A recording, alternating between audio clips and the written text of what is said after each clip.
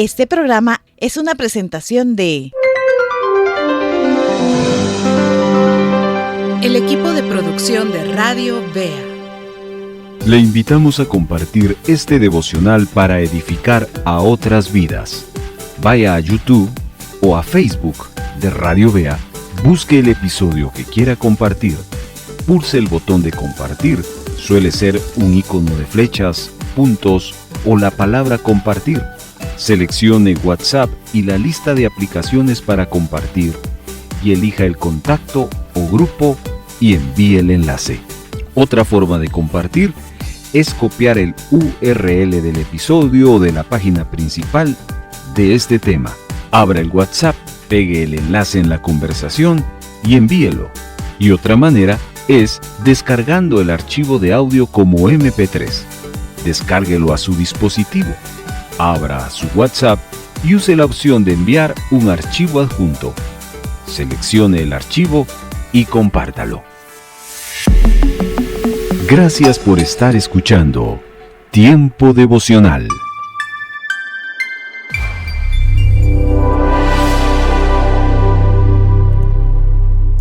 ¿Alguna vez ha planeado un viaje con mucho cuidado? Es decir, arma un itinerario, reserva, averigua, investiga y al final pues sabe usted exactamente a dónde va y qué es lo que va a hacer. ¿Ha hecho algún viaje de esa manera? Bueno, si usted ha tenido esta oportunidad, agreguémosle a este pensamiento un de repente. Ese de repente es que usted planifica todo ese viaje, pero antes de salir viene una persona de mucha confianza y al enterarse que usted va a salir de viaje, esta persona le dice que no vaya, que ese viaje no se ve bien, que le esperan problemas y que puede hasta que le pase algo malo. ¿Qué haría usted? ¿Toma atención a la advertencia o sigue adelante? O quizás usted, un poquito más espiritual, llamémoslo así, se detiene a orar y a buscar confirmación. No lo sé. Esto es algo que puede suceder y que si llegara a suceder se convierte en una encrucijada. Hoy, en este devocional, vamos a ver cómo el apóstol Pablo enfrentó esa situación. Hoy vamos a seguir aprendiendo más acerca del libro de los Hechos, este escrito de Lucas en el capítulo 21. Y este capítulo nos va a mostrar la importancia de seguir la voluntad de Dios y en un tono de que la voluntad de Dios no siempre es el camino más fácil o el camino más seguro, pero sí el camino más significativo. Y hoy vamos a ver cómo Pablo fue valiente y en su valentía él nos va a mostrar a que confiemos en el plan de Dios, incluyendo cuando la gente le dice no lo hagas y nos toca que hacerlo. Acompáñeme en la siguiente oración. Amado Dios, te damos gracias por el milagro de esta transmisión que nos está uniendo hoy a muchas personas. Te pedimos por cada una de los oyentes que en este momento sintonizan. Tú conoces el nombre, tú conoces la lucha, tú conoces el sueño de quien está al otro lado, escuchándonos. Te pedimos que a través de esta transmisión no solo lleves palabras, sino lleves vida. Que donde haya cansancio, baje tu descanso. Que donde haya duda, sople, Señor, claridad. Y donde haya un corazón a punto de rendirse, hoy, a través de tu palabra, se puede encender esa chispa de fe. Usa nuestra voz como instrumento para recordarles a las personas que no están solos y que lo mejor de su vida está por venir. Hoy creemos en el poder de tu palabra y que este es el mejor momento del día para los oyentes cuando nos acercamos a escuchar tu palabra. En el nombre de Jesús. Amén.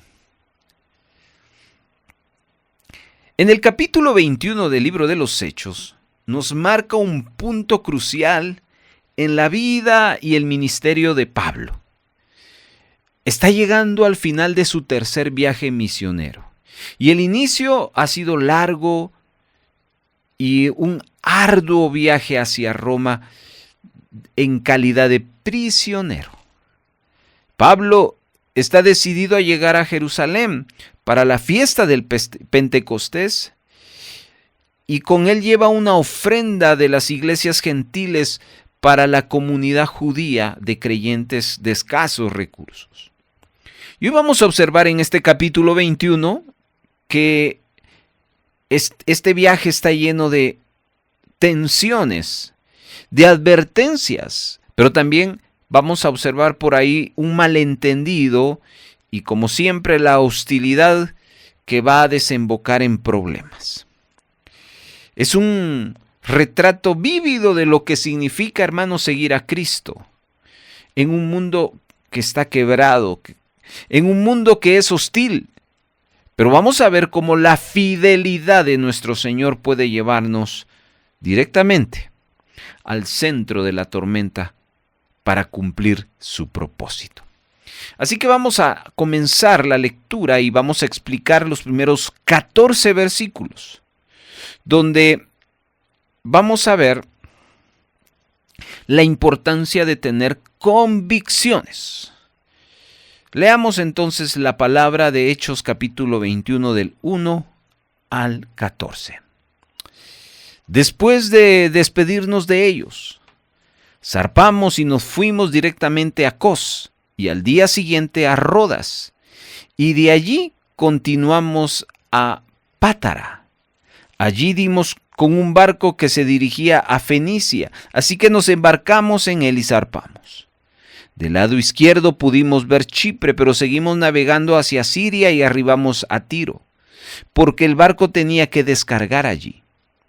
Como allí encontramos a los discípulos, nos quedamos con ellos 7 días. Ellos, por medio del Espíritu, le decían a Pablo que no fuera a Jerusalén. Cumplidos los 7 días salimos de la ciudad y todos nos acompañaron con sus mujeres y sus hijos. En la playa nos pusimos de rodillas y oramos. Luego nos abrazamos unos a otros y subimos al barco. Ellos, por su parte, volvieron a sus casas. Nosotros seguimos navegando. Salimos de Tiro y arribamos a Tolemaida. Allí saludamos a los hermanos y nos quedamos con ellos un día. Al día siguiente salimos y nos dirigimos a Cesarea. Allí nos hospedamos en casa de Felipe el evangelista, que era uno de los 7, y que tenía 4 hijas doncellas que profetizaban. Durante los días que allí permanecimos, un profeta llamado Agabo llegó de Judea.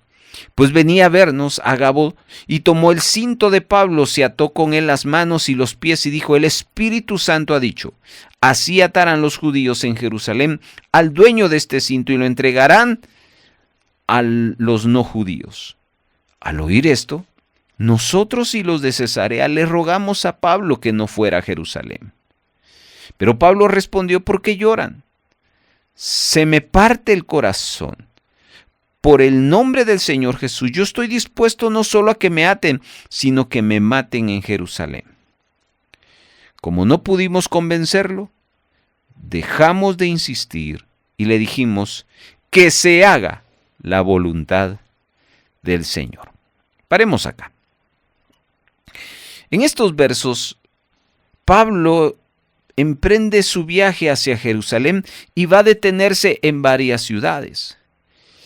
Por ejemplo, en el verso 4, cuando llega a Tiro, encontramos que en ese lugar habían discípulos de Jesucristo y allí los discípulos le dieron un mensaje, pero ese mensaje no era cualquier mensaje. Yo quiero que observen el verso 4 para volver a leerlo, por favor. Dice: como allí encontramos a los discípulos, nos quedamos con ellos 7 días.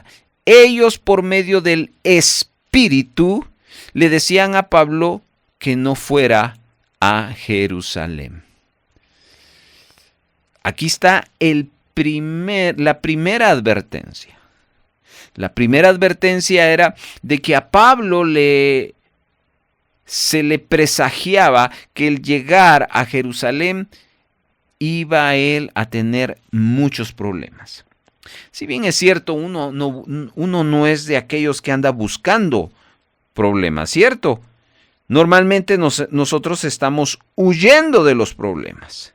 Pero observe qué es lo que va a pasar acá. Porque más adelante, cuando llega a un lugar llamado Cesarea, aparece en escena un profeta, su nombre Agabo.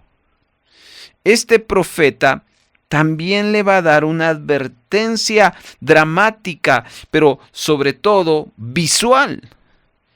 Y dice el verso 11 que tomó el cinturón de Pablo y se le ató a las manos y a los pies diciendo: así dice el Espíritu Santo, así atarán los judíos en Jerusalén el dueño de este cinturón y lo entregarán en manos de los gentiles. Y el verso 12, que lo quiero leer otra vez, es más aún impactante. Al oír esto, ellos, es decir, los acompañantes de Pablo y los de Cesarea, le rogamos a Pablo que no fuera a Jerusalén. Bueno, quiero hacer un paréntesis porque les he estado leyendo la versión Reina Valera contemporánea. Para que si usted observa algún detalle diferente, pues ahí está la aclaración. La reacción de todos ellos es que empezaron a llorar y le rogaban: Pablo, no subas a Jerusalén, no subas a Jerusalén. Entonces, como ve, aquí hay un momento de mucha tensión. Pero aquí lo interesante es que el Espíritu Santo está mostrando el sufrimiento que vendrá. Pero ¿sabe qué es lo interesante? Que a diferencia de los otros casos que aparecen en los capítulos anteriores, aquí el Espíritu Santo no está prohibiendo el viaje. Los discípulos interpretan correctamente la revelación de que hay un peligro, pero no hay una prohibición. Ahora, aquí no solo hay algo interesante, aquí hay algo impactante que es la lección para cada uno de nosotros. Pablo tiene otra perspectiva, que lo que para unos es dolor, angustia, miedo, zozobra, para Pablo es claridad, es determinación.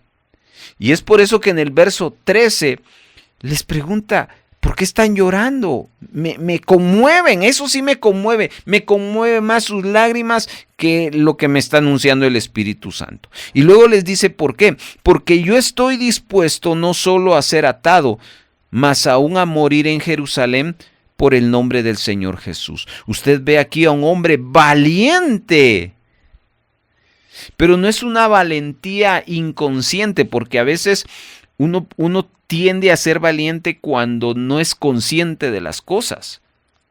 Pablo entiende que su temeridad no es ciega, él es consciente. Pero hay algo más fuerte que su temor, y es su deseo de hacer la voluntad de Dios. Ahora, ¿de dónde nace esa fuerza por hacer la voluntad de Dios? Él lo dijo en Gálatas 2:20, ya no vivo yo, Cristo vive en mí. ¿Sabe qué significaba eso? Que Pablo entiende que su vida no le pertenece, sino le pertenece a Dios. Y que lo más importante en ese sentido de vida es cumplir no con lo que él quiere, sino lo más importante es que se cumpla la misión de Dios. Por eso en el verso 14 es un verso que le invito a que usted subraye y que usted viva y que cada vez que oremos, lo oremos así. Verso 14, que se haga la voluntad del Señor. ¿Cuántas veces oramos así. Ahora, eso no es una resignación. Tampoco es una rendición, como quien dice, ya no queda otra, como no hay otra opción. Bueno, pues que se haga la voluntad de Dios. No, esta es una declaración de victoria al plan soberano de Dios. Aquí hay varias cosas que tenemos que recordar antes de ir al siguiente pasaje. Lo primero, hermano, es lo importante que es discernir la voluntad de Dios. Los cristianos debemos hacer la diferencia entre una advertencia que el Espíritu Santo nos está anunciando a una prohibición. ¿Cuál es el sentido de que el Espíritu Santo no le esté prohibiendo ir a un lugar a sufrir, pero se lo esté advirtiendo que va a sufrir al llegar a ese lugar? Y la respuesta es muy simple. Es que, ¿ha escuchado usted aquel dicho que dice, en guerra avisada no hay muertos? Es un dicho popular, pero muy revelador. Porque me dice que cuando algo se me está anunciando, yo me puedo preparar. ¿Se recuerda cuando nos caían los exámenes sin avisar? Eso era estar en problemas.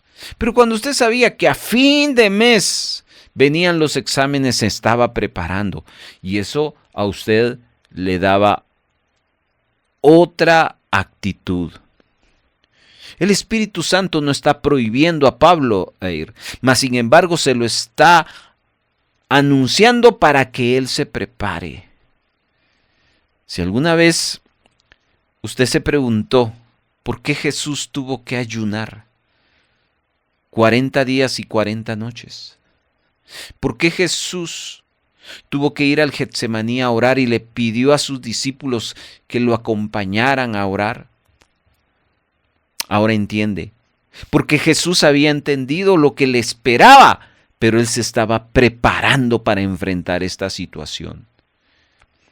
Hermano, no todo peligro en el camino debe considerarse como una señal de detenerse, no.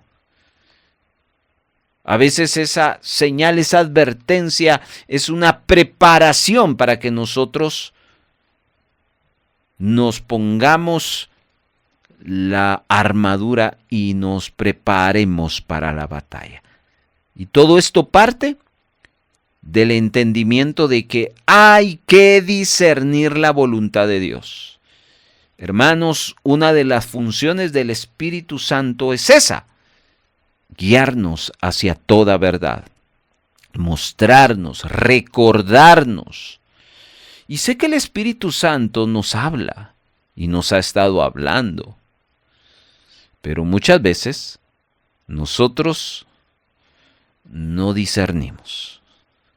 Mientras que los hermanos estaban actuando en su sentido común, Pablo estaba actuando en su discernimiento espiritual. No era prohibición, mas era preparación para ese momento oportuno.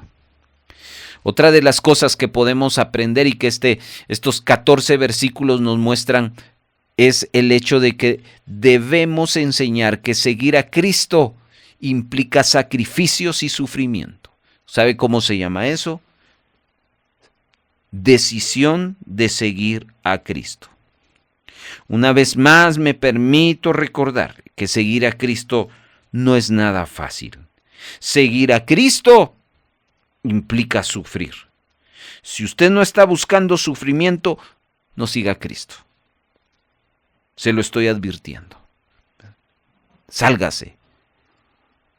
Porque seguir a Cristo es sufrir. Implica sacrificarse.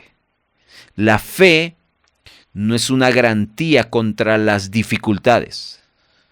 No, mis hermanos. La fe es la fuerza para enfrentar dificultades. El costo del discipulado. Y finalmente, cuando un hermano siente un llamado claro de Dios a una tarea difícil, nuestro rol como iglesia es apoyarle en oración. ¿Conoce usted a gente que está pasando por el valle de sombra o tal vez el valle de muerte? Apoyemos, no los desanimemos, porque nosotros somos especialistas a veces más de desanimar con nuestra lógica, con nuestros miedos, sino debemos decir, como dijo Pablo, hágase la voluntad del Señor. Así que hoy deseamos que el Señor se glorifique en usted y que se cumpla Hechos capítulo número 21, verso 14. Que se haga la voluntad del Señor en su vida. Amén. Vamos a seguir leyendo porque hay otra lección que aquí vamos a aprender en este viaje. Tomemos el verso 15 en adelante. Días después hicimos los preparativos y subimos a Jerusalén. Algunos de los discípulos de Cesarea nos acompañaron. Consigo llevaron a Mnasón, un antiguo discípulo de Chipre, en cuya casa nos hospedaríamos. Cuando llegamos a Jerusalén, los hermanos nos recibieron con mucho gozo. Al día siguiente entramos con Pablo en casa de Jacobo. Allí estaban reunidos todos los ancianos. Después de saludarlos, Pablo les habló de su ministerio y con mucho detalle les contó lo que Dios había hecho entre los no judíos. Cuando ellos lo oyeron, glorificaron a Dios y le dijeron: hermano Pablo, ya hemos visto cuántos miles de judíos han creído, todos ellos celosos de la ley. Lo que aquí se ha sabido es que a los judíos que están entre los no judíos, los enseñas a renegar de las enseñanzas de Moisés y que les dices que no se circunciden y que no circunciden a sus hijos ni observen nuestras costumbres. ¿Qué dices de esto? Seguramente ya se sabe que has venido. Así que te recomendamos hacer lo siguiente. Hay entre nosotros 4 hombres que están obligados a cumplir un voto. Ve y purifícate con ellos y paga para que les rasuren la cabeza. Así todos comprenderán que no es cierto lo que supieron acerca de ti y que también tú obedeces la ley. En cuanto a los creyentes no judíos, nosotros ya les hemos escrito y les recomendamos que no observen nada de esto, sino que se abstengan solamente de comer lo que se sacrifica a los ídolos, que no coman sangre ni animales ahogados, ni incurran en libertinaje sexual. Pablo tomó consigo a aquellos hombres y al día siguiente se purificó con ellos y entró en el templo para dar a conocer los días cuando se cumpliría la purificación y se presentaría la ofrenda por cada uno de ellos. Hagamos la pausa. Acá este bloque de versos nos hablan de la llegada de Pablo a Jerusalén. Pablo no iba solo, Pablo iba con su equipo. Y el texto nos empieza a mostrar que son recibidos por los hermanos con gozo. Se reúnen con Jacobo o Santiago y los líderes. Y ellos abordan a Pablo una preocupación. ¿Cuál era la preocupación? Los ancianos o líderes le dicen que habían miles de judíos que habían creído y que todos esos judíos eran muy celosos por la ley. Pero andaba un rumor.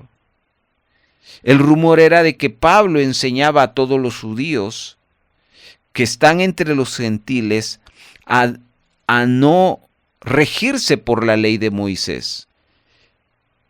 Eso es lo que dice el verso 20 y 21. Haciendo una aclaración, hermanos, esto era una calumnia. Pablo no andaba diciendo a eso.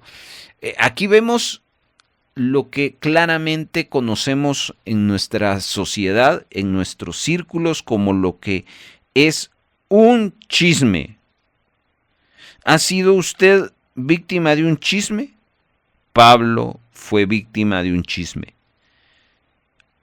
O quizá la pregunta debería de ser, ¿usted ha sido promotor de un chisme?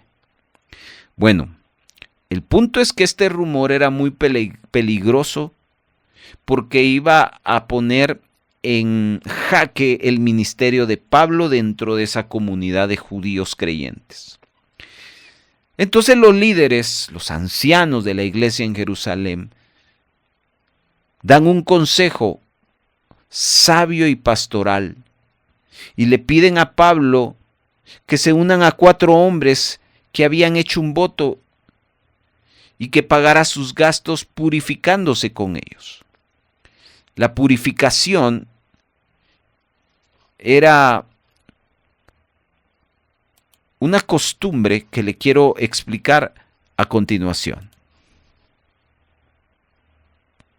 En primer lugar, la purificación era un rito judío, el cual era un requisito para poder entrar al templo, y cuando alguien hacía este rito cumplía un estado de pureza ritual, por eso hablo de rito.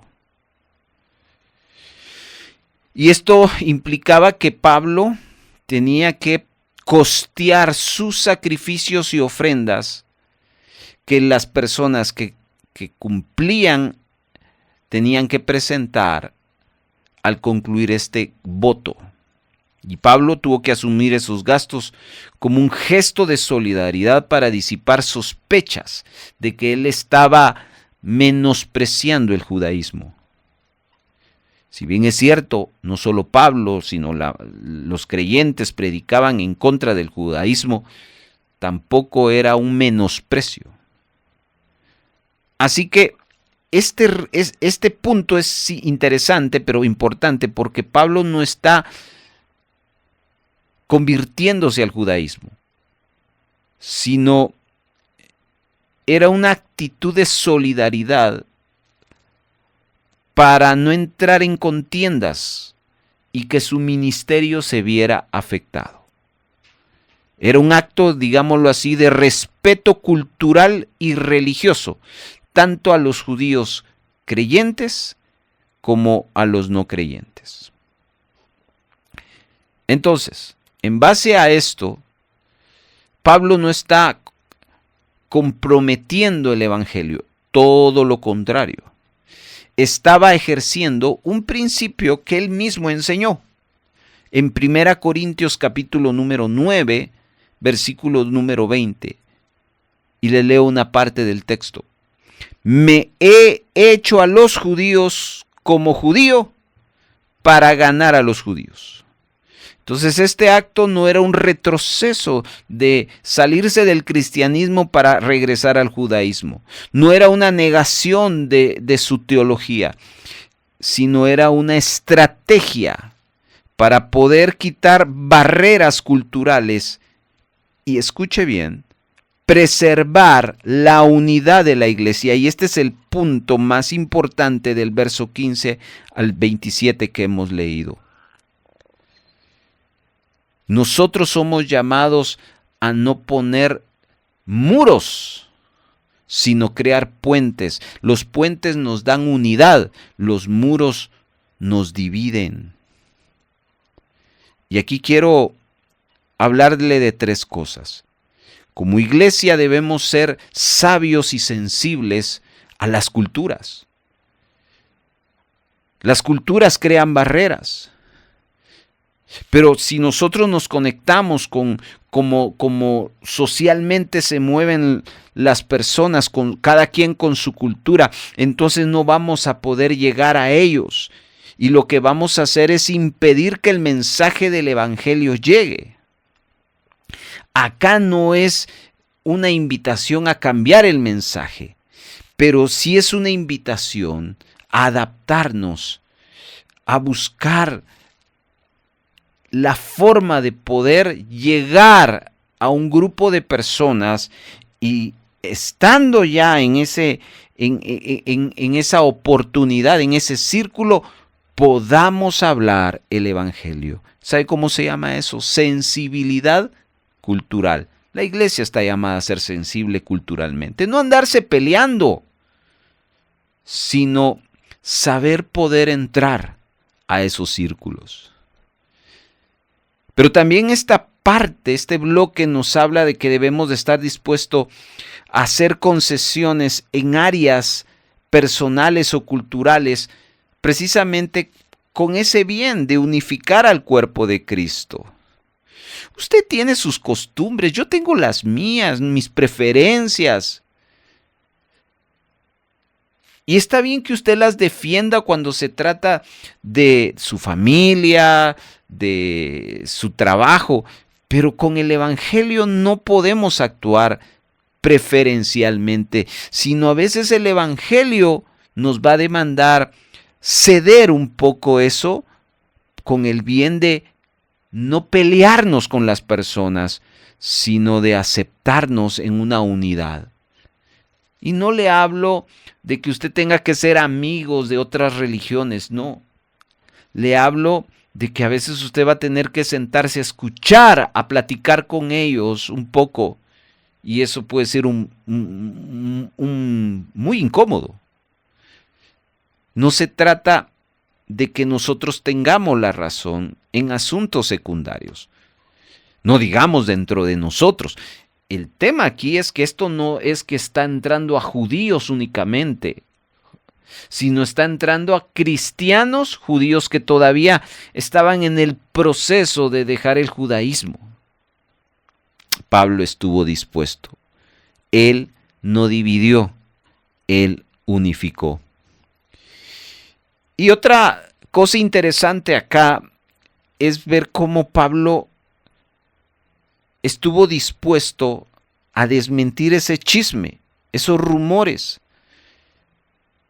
Y la mejor manera de combatir la desinformación es con acciones concretas, acciones coherentes, que reflejen que lo que dice la gente no es cierto.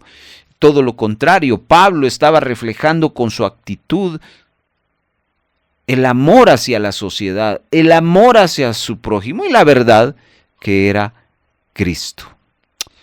Así que, hermanos, construidores de puentes, no construidores de barreras. Muy bien, avanzamos entonces y vamos a leer ahora los siguientes versos del 27 en adelante. ¿Está listo? Dice: cuando estaban por cumplirse los 7 días, unos judíos de la provincia de Asia lo vieron en el templo, así que alborotaron a toda la multitud y lo aprendieron. Al tiempo que gritaban: varones israelitas, vengan a ayudarnos. Este es el hombre que por todas partes anda esparciendo sus enseñanzas en contra del pueblo, de la ley y de este lugar. Y no solo eso, sino que han metido a unos griegos en el templo, con lo que ha profanado este santo lugar. Y es que en la ciudad ya habían visto a Pablo con Trófimo, el de Éfeso, y pensaban que Pablo lo había metido en el templo. Así que había mucha inquietud en toda la ciudad. La gente se agolpó y se apoderó de Pablo, y entre todos lo sacaron del templo a rastras, y enseguida cerraron las puertas. Pues querían, dice el verso 31, matarlo. Pero se dio aviso al tribuno de la compañía de que había mucho alboroto en la ciudad de Jerusalén.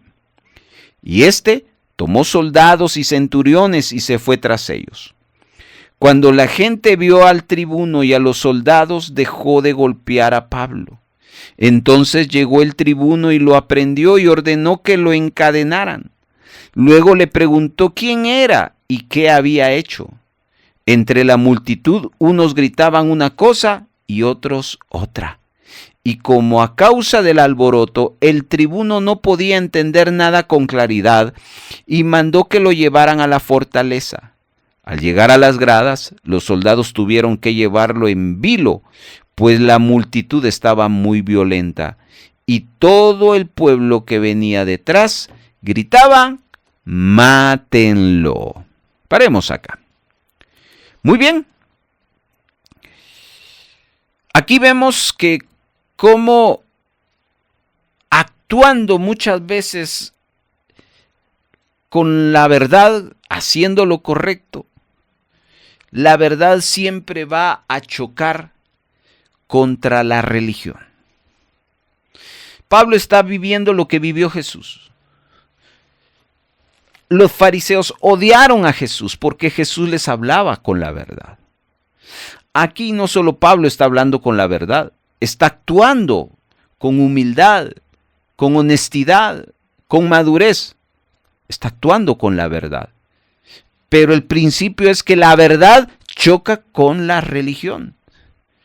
Y justo cuando Pablo estaba completando el periodo de la purificación en el templo, allí observaron algunos judíos de Asia, probablemente de Éfeso, quienes habían conocido sus predicaciones y falsamente, aquí viene el chisme, lo empezaron a acusar y alborotaron a toda la multitud estos hombres.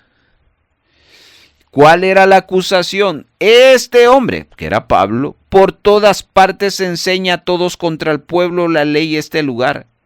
Y además ha metido griegos en el templo y ha profanado en el lugar santo. Esa fue la acusación según el verso 28.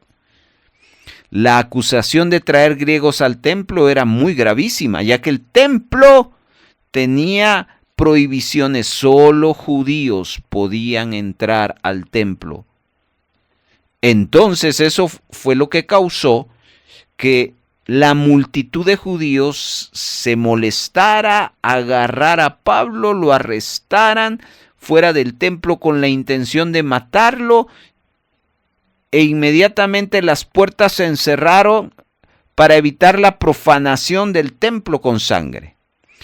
Esta situación se convirtió en un caos terrible y este episodio nos está mostrando cómo la verdad del evangelio, cuando se proclama, ya sea con palabras, pero se vive con los actos, provoca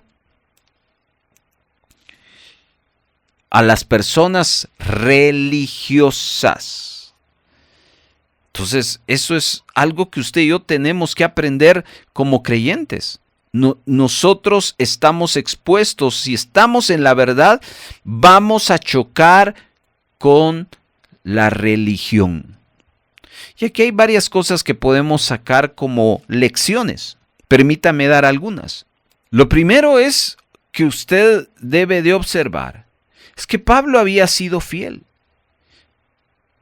Pablo no andaba buscando esos conflictos, todo lo contrario, se había sometido a la ley de la purificación para evitar precisamente esto. Pero ahí usted observa que la fidelidad no es garantía de resistencia. Hermanos, nuestro testimonio siempre va a levantar oposición. No se decepcione, no se desanime. Ser fiel a Cristo va a incomodar a otros. Y usted y yo debemos estar preparados para enfrentar acusaciones injustas y críticas. La iglesia debe de estar consciente de que el enemigo usa la mentira, como estaba usando la mentira de estos judíos contra Pablo, para desacreditar su testimonio. La respuesta ante eso no es lo que la gente muchas veces genera. Una acusación, entonces yo respondo a una acusación. ¿Sabe cuál debe de ser la respuesta? Lo primero que yo le tengo que decir es que no es la misma violencia, sino lo que hay que seguir es perseverar en la verdad. Estas personas estaban actuando cegados por la religión. Entonces nosotros debemos de entender que ese actuar contra nuestra fe no debemos de dejarnos de llevar por esas actitudes, sino actuar en amor. Otra de las cosas que podemos aprender aquí es que la acusación de que Pablo había introducido a griegos en el templo reflejaba la división entre la sociedad judía y la sociedad gentil. Hermanos, la iglesia está llamada no para dividir, sino para unir esas barreras culturales, sociales. Solo Cristo las puede unir. La inclusión puede provocar resistencia, pero eso es parte del llamado que el Evangelio nos da. Y aquí vemos algo más que no tenemos que ignorar. Aunque parecía que Pablo sería asesinado, Dios interviene. ¿Y cómo interviene? Levanta a un grupo de soldados romanos para preservar la vida, y esto llevaría a nuevas oportunidades de testimonio. Hermano, tenemos como creyentes que confiar en que en medio de la oposición, del caos, Dios no ha perdido el control. No olvide que el caos es en la tierra, en el cielo no. Dios tiene el control. Muy bien, avanzamos y vamos a la parte final de nuestra meditación. Espero que usted esté aprendiendo. Leemos los últimos versos. Acompáñeme otra vez a Hechos capítulo 21, verso 37 al final. Cuando estaban por meter a Pablo en la fortaleza, éste les dijo al tribuno: ¿me permiten decir algo? Y el tribuno respondió: ¿sabes griego? ¿Acaso no eres tú aquel egipcio sedicioso que hace poco se sublevó y llevó al desierto a 4,000 sicarios? Pablo dijo: no, soy judío y nací en Tarso de Cilicia, que no es una ciudad insignificante. Te ruego que me permitas hablar al pueblo. El tribuno se lo permitió. Entonces Pablo, de pie en las gradas, hizo una señal con la mano al pueblo para que se callaran. En cuanto hubo silencio, les dijo en arameo. Bueno, aquí Lucas nos deja con un poquito de zozobra porque no nos completa el testimonio, lo completa en el siguiente capítulo, pero aquí hay cosas interesantes que quiero hacer notar. Como tal cual Lucas lo describe, en medio del caos, la multitud intenta despedazar a Pablo, interviene la autoridad romana. El tribuno, al ver ese alboroto, asume que Pablo es un revolucionario egipcio que había causado disturbios anteriores. Lo manda atar, y esta era una señal que lo consideraban un criminal peligroso. Y ahí Pablo, no cabe duda que, dirigido por el Espíritu Santo, tiene un momento de astucia y de calma. Y le habla al tribuno con un idioma distinto, en griego. En aquella cultura, tener dos idiomas era una evidencia de educación y que solo los romanos podían hacer esto. Así que sorprendió que Pablo hablara en griego. A punto de ser metido a la fortaleza, él pidió hablarle a la gente y el tribuno intrigado se lo concede. Fíjese, lo que iba a ser, parecía ser, mejor dicho, el fin del ministerio de Pablo, como un arresto, como un linchamiento, aquí se va a abrir una gran puerta para hablarle a la multitud que quería matar a Pablo. Entonces, Pablo, de ser una víctima, va a empezar a ser un testigo otra vez, que va a aprovechar esa oportunidad para proclamar a Cristo, que es lo que vamos a observar en el siguiente capítulo. Pero hermanos, yo quiero terminar con estas tres ideas. La congregación, Los creyentes debemos confiar en que Dios puede usar la crisis, puede usar las acusaciones injustas, puede usar los momentos de mayor dificultad para abrir puertas que antes estaban cerradas. Dios usa lo adverso, hermanos. Nuestro arresto puede ser la oportunidad de nuestra vida. Debemos mantener calma y sabiduría también. Ante la acusación y el conflicto debemos responder con sabiduría, no con pánico, ni mucho menos con ira. Lo que quiero decirles es que muchas veces nuestra conducta en medio de la crisis puede ser nuestro primer y más poderoso testimonio. Y finalmente, debemos estar preparados en todo tiempo y en toda situación para testificar. Nunca sabemos cuándo Dios nos va a dar la oportunidad, la plataforma inesperada para compartir su mensaje.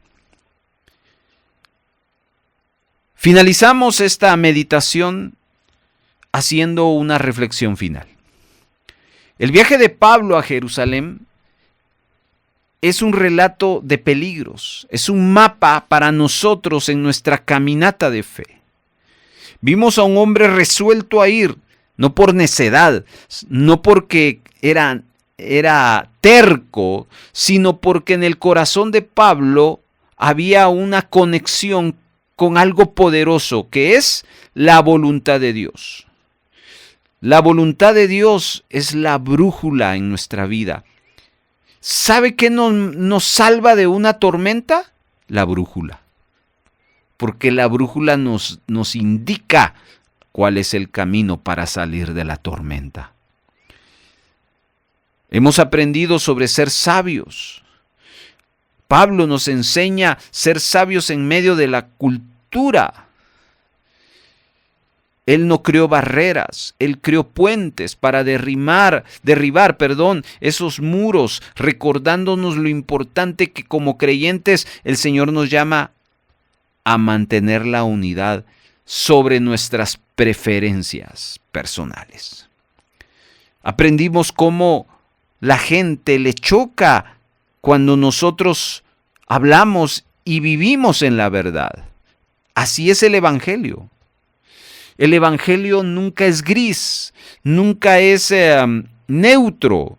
Por eso el Evangelio desafía, incomoda y llama a una decisión. Y es por eso que la gente le caemos mal. Y vimos cómo Pablo, en un caos, Dios convierte en un púlpito. Así que aquí vienen algunas preguntas para usted y para mí. ¿Cuál es su Jerusalén? ¿Cuál es esa llamada? ¿Cuál es esa misión? ¿Cuál es ese paso de fe que le está dando miedo? Y que uno les están diciendo, no lo hagas. No hagas eso. El ejemplo de Pablo nos debe de inspirar a ser valientes. No vivir por la seguridad, comodidad personal, sino por la fidelidad. Aprender a confiar en Dios en esos detalles, que Él puede usar nuestra obediencia para unir a su pueblo. Que nuestro testimonio, hermanos, en medio de la oposición tiene poder y que es experto en hacer que todas las cosas, inclusive las más difíciles, cooperen para bien. Como Pablo, hermanos, seamos gente que mirando más allá de los peligros y de las advertencias, podamos decir que se haga la voluntad del Señor. Padre Celestial, antes de apagar este micrófono, queremos sellar en el corazón de nuestros oyentes la semilla de esperanza que hoy hemos compartido. Te pido que al terminar este devocional, tu presencia se quede con ellos en ese lugar donde están, en esa cocina, en ese camión, en ese escritorio.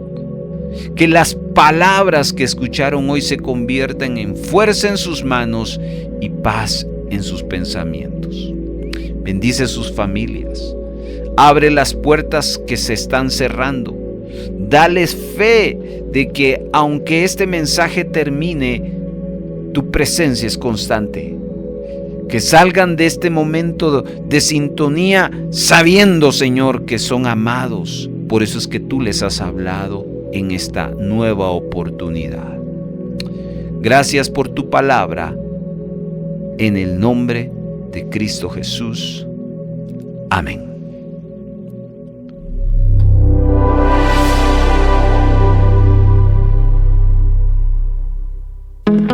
Muchas gracias por habernos acompañado. Si hay gozo y buena voluntad de apoyar la producción de Radio Vea con alguna ofrenda especial, le dejamos 3 formas para hacerlo. 1. Puede depositar a la cuenta número 3-134-047-567 a nombre de Radio Vea. Después de haber hecho su depósito, les suplicamos enviarnos la fotografía de su depósito o transferencia a nuestro número de WhatsApp. 2. Envíe un mensaje de texto a nuestro WhatsApp solicitando visitarle para recoger su donación y con gusto nos pondremos en contacto con usted para coordinar la recaudación. Y 3. Si vive en otro país, escríbanos para enviarles las directrices de cómo gestionar una remesa para Radio Vea. Nuestro número de WhatsApp es 4235 7457 y para el extranjero más 502 4235 7457. Nos sentimos muy contentos de ser parte de su edificación.